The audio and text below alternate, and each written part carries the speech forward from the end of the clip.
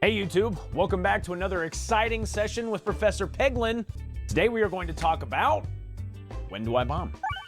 When exactly do I hit those explosive goodies that are on the board that hit the entire enemy team and do 50 points of damage a pop?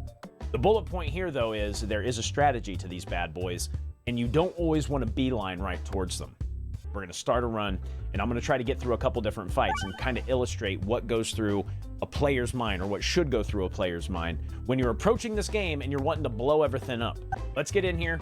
Let's get into a good fight where we have a good setup for bombs and what the enemies look like, and we're going to strategize together exactly how to approach this. Buckle up, YouTube. It's going to be explosive. When we are going to be doing this on Crucible 7. Once I hit Crucible 7, it's the only way I play the game anymore, and I've found that the strategies that you usually employ in Peglin change a lot as you make it through these different Crucible levels. If you haven't done them yet, the game does get significantly harder as you open them up and as you play them. I am going to continue to have this here so it can illustrate exactly why, especially at the later levels, the strategy with bombs becomes way more important instead of just beelining for them to clear out enemies that, without like being on this level, have a lower health pool. Let's go ahead and get to this fight. So here we are in the first fight of our round. We actually got in here. I didn't take any relics. I didn't want this to actually affect how we approach what we're trying to do here. And I wanted to make sure that nothing was actually going to skew the results of our strategy in terms of maybe we have the matchstick and we're able to blow up bombs right away. Maybe we have something that refreshes bombs or something like that. This is the first fight of the game, Crucible 7. In regular old Peglin, these guys only have 50 health each. One bomb wipes them out. Obviously, that's not the case here. We have an upcoming bat and a slime. We know that we don't want to pop a bomb right away, but what we can do is actually at least start setting up for one.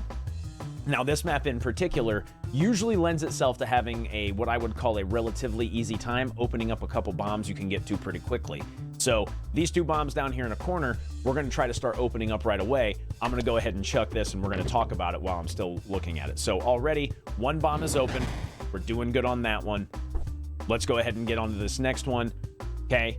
We don't technically want to blow this bomb up yet. What we want to do is at least light its fuse so that it's getting ready to go off the next time we hit it. Now, the reason being is because that slime isn't going to come out until next round. So if we can maximize how much damage that we get from our bombs, that is paramount when you strategize your plays later on in higher levels of Crucible Peglin. We do not want this one to set off. Now, it could happen. The physics we have found in this game, and I will eventually make a video about that, the physics in this game are not perfect. You are not going to get the same bounce every time. I have actual video evidence of this. If you would like to see it, let me know in the comments. I will be more than happy to share it with you in some shape, way, or form. So all you can do is your best to actually work around it and make sure that you have some consistent results, because for the most part, it is very consistent. So let's go ahead and throw this right now. Let's light this bomb up. We got one of the bombs. That's fine. It's not ideal, but it is okay. So we take out the first guy. Now we definitely want to make sure that we hit the other one, right? So we know right now, if we hit that first bomb that we ever hit, which we are going to do here in a moment, that we are going to kill this slime, this bat, and we're going to reduce the back slime down to 20 hit points. Doesn't matter if we hit very many pegs right now. Not really, because we're probably going to hit one or two, possibly, maybe a little bit more if we get a really nice lucky bounce. So let's go ahead and toss this. We definitely get a couple here. We're going to be doing 6, 7, 8 more points of damage to the guy in the back. He'll be down to, what, 8 HP, 10 HP. We'll do this. Let's go ahead and use our regular old stone. Throw it out there. This guy's already dead, I can tell just by the fact that we had already been doing like 8 points of damage before we're in the lower half of the map. So, now, was this map a very good example of how to strategize with the different boards and bombs? Not really. Early boards in Peglin are very, very, very easy to work around. And obviously they are built to make sure that you can get through the first ones to kind of get an idea of what your build's going to look like. So I'm going to try to get us to a fight that looks a little bit more interesting and that might actually require a little bit more thought when it comes to how you want to light your bombs and how you want to proc your bombs, so that you make sure that you get maximum value out of them, which is exactly what you want to do as you make progress in this game. I was able to get down through the tree a little bit and actually found a really good example of why you don't want to hit all the bombs right away. Now, we have found a pretty good setup, and this one's going to be a little bit different on this map. I know that this map is going to move around every time we go into another throw, but what we can see here is we have 3 total bombs on this map. This is enough bombs to actually kill all of the different enemies we might be squaring up to. Is we're going to throw the bram ball. We're not even going to worry about lighting the bombs yet. We do not want to light the bombs yet. We just want to clear out some pegs. Now, the reason we want to clear out some pegs is since we have the foreknowledge of this map and knowing it's going to shuffle around, we're going to have pretty easy access to them later anyway. Is use the bram ball, stop the guy up front, clear out a few of these pegs. Unfortunately, we got the refresh, kind of a bummer there, but this guy's stayed. Okay, that's perfect. Now, if we can stall one more round, we want to stall one more round. You can see that our bombs have actually moved around the board a little bit. We still do not want to light them. There is an argument for lighting one of them right now. So what we could do is light one of the bombs so that we do have an easy shot on it later.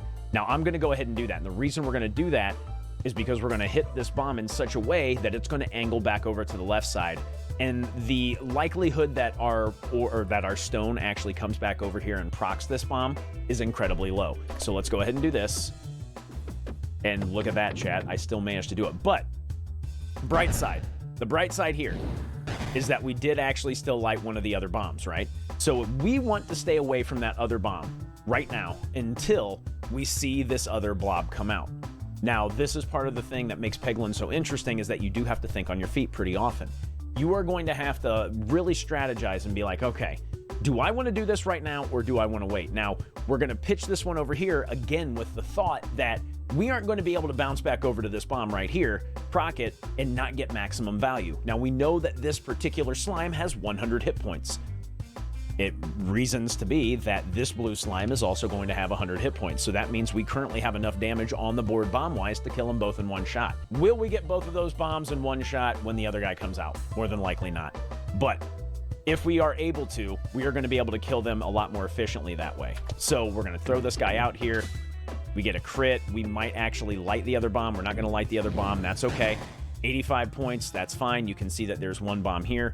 We are going to light this bomb. Now, is this the right play right now? No, this is the risky play. If we wanted to actually wait and see if we could get both of these guys on the board, because this guy's not going to show up until next round, we would wait to hit this, but I'm going to hit it right now. We should get over there. I kind of figured that would be the trajectory. Don't hit that middle bomb. Don't you do it. Okay, it didn't do it. That's good. So what we're going to do is we're going to immediately hit this bomb. We're going to hit this bomb right here. More than likely, we're going to get the kill on the guy in the middle. I would be very, very shocked if we didn't get enough damage to actually kill him. I thought we might actually get lucky enough to hit that bomb, but you can see right now, that does enough there. He's dead. Now, if we can just hit the other bomb, this guy's already dead. Is the likelihood that we're going to get the other bomb to actually kill this guy, is it good? Maybe not. Maybe not, but now it's guaranteed. So we know that we can actually hit the bomb now. Now, again, this is a weirder example of this particular strategy because, again, the bombs are moving the entire time.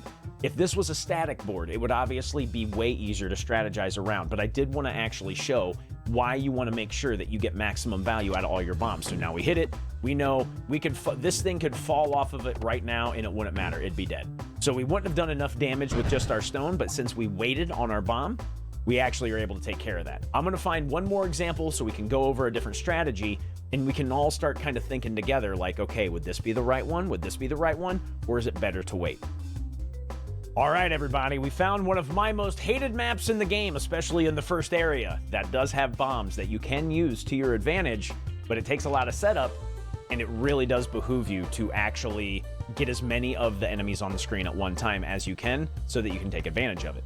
This is a rough map. You get a lot of incoming damage. You're taking damage from the spiders every round regardless. Those bats are going to be on you without a shadow of a doubt really quickly. So what you want to do is you actually want to get at these bombs. Now, this is just a base board. What can we do to actually open up these bombs? What we're going to do is we're going to hit this up here because we want to open that up. That's exactly how we wanted that to pan out. We wanted to get at least that first bomb.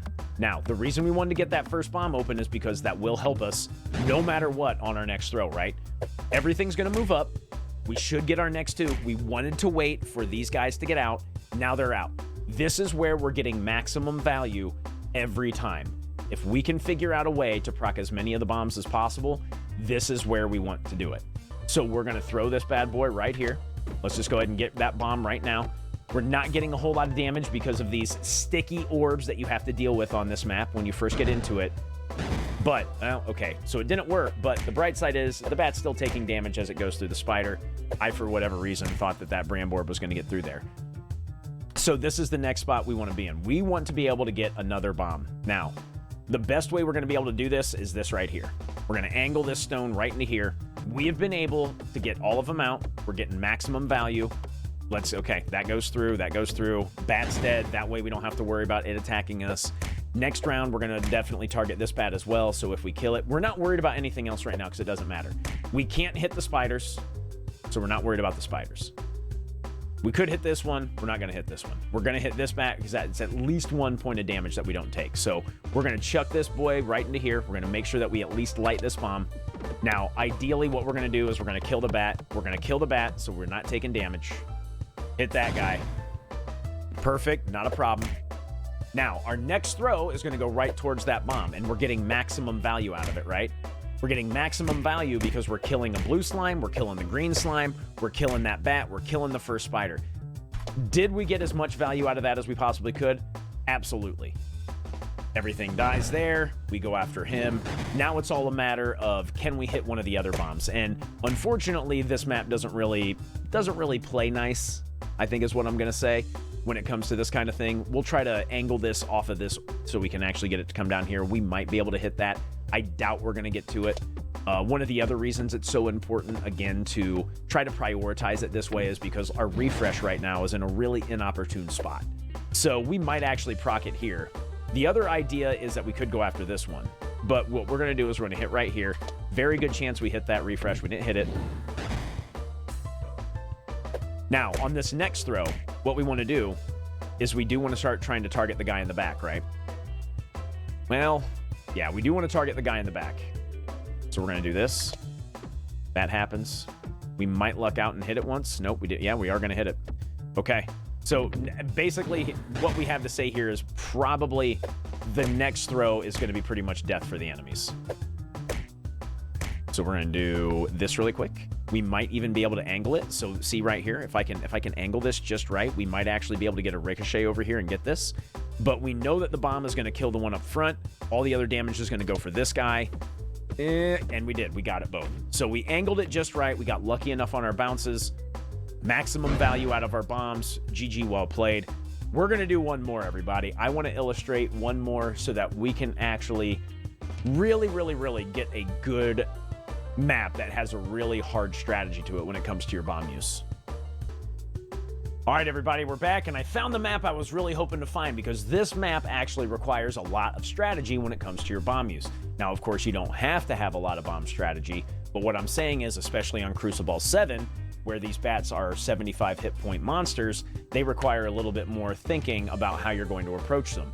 So we are going to be dealing with 7 bats. You see 3 there, there's 4 upcoming, we only have 2 bombs. We really want to make sure that we light these bombs at the right time. So we will be targeting the first bat. We're going to worry about him first.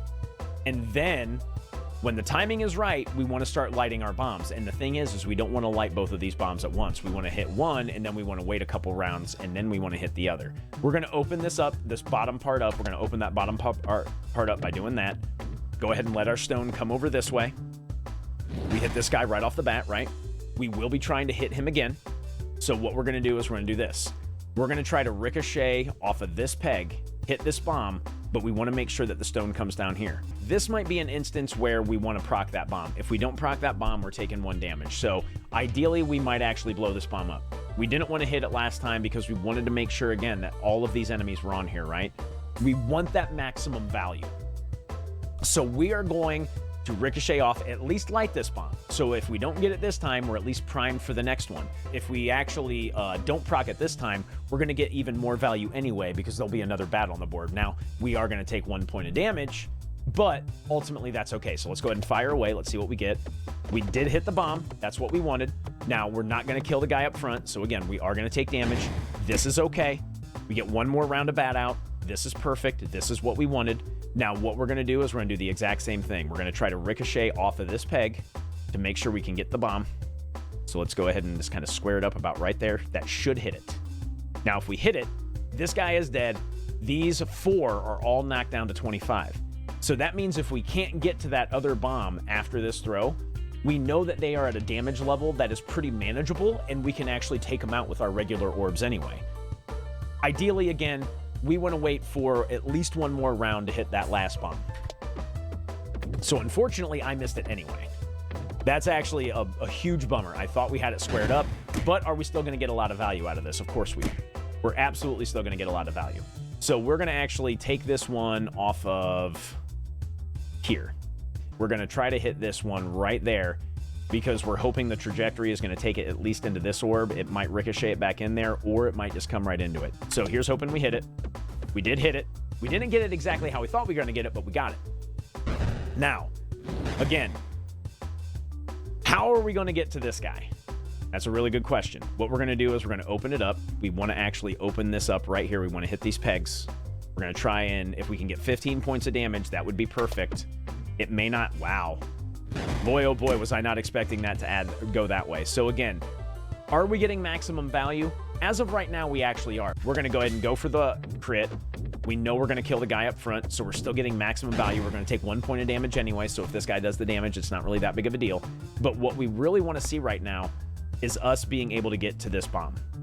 So if we can do this, we may have opened it up. Okay, we've opened it up, and we actually got it. So we have actually maximized what we got out of that throw. All of those bats are dead.